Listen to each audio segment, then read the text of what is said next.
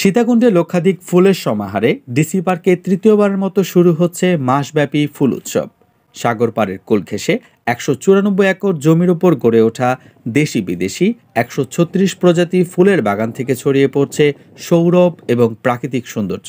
চট্টগ্রামের সীতাকুণ্ড ফৌজদারহাট ডিসি পার্কে আগামী শনিবার ৪ জানুয়ারি ২০২৫ থেকে শুরু হচ্ছে মাসব্যাপী দেশের সর্ববৃহৎ ফুল উৎসব।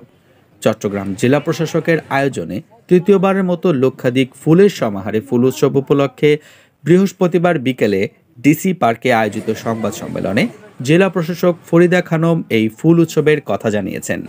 আমরা প্রতি বছরের ন্যায় এবার ১৩৬ প্রজাতির প্রায় লক্ষাধিক ফুল দিয়ে আমরা আমাদের এই ফুল উৎসব সাজিয়েছি। এখানে দেশি বিদেশি ফুলের সমারোহ থাকবে। আমাদের এই ফুল উৎসবে এবার বিশেষ আকর্ষণ হিসেবে থাকবে আমাদের ভাসমান যে ফুল বাগান।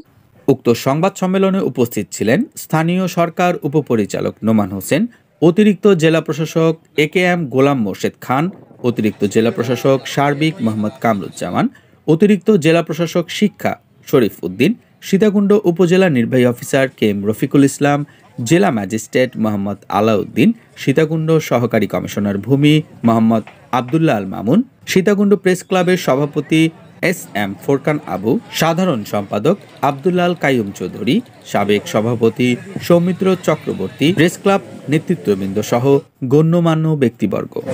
আমি ঢাকা বসুন্ধরা থেকে। আমি মনে করি আমাদের দেশের জেলায় জেলায় এরকম একটা আয়োজন করা উচিত, যাতে সবাই একটু ঘুরতে পারে, দেখতে পারে, ভালো লাগে।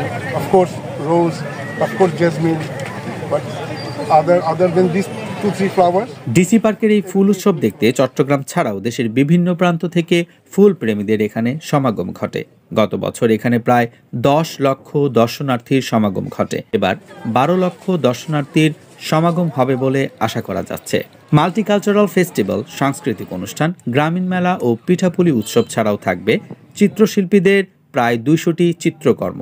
অনুষ্ঠানে চট্টগ্রাম অতিরিক্ত জেলা প্রশাসক সার্বিক মোহাম্মদ কামরুজ্জামান তার বক্তব্যে বলেন, আমি মনে করি যে একমাত্র ফুল উৎসব যেটা আপনার ইতিমধ্যে সারা দেশবাসীর সারা জাগিয়েছে। এখানে ১৩৬ প্রজাতির প্রায় লক্ষাধিক ফুল এখানে থাকবে। পাশাপাশি আপনার এখানে কালচারাল ফেস্টিভ্যাল থাকবে। এদিকে সীতাকুণ্ড উপজেলা নির্বাহী অফিসার KM রফিকুল ইসলাম বলেন, তিনটি আকর্ষণ আমরা বলবো। প্রথমত হচ্ছে আমরা একটি আপনারা ভাসমান ফুলের বাগান দেখতে পাবেন। এটা একদম নতুন কনসেপ্ট।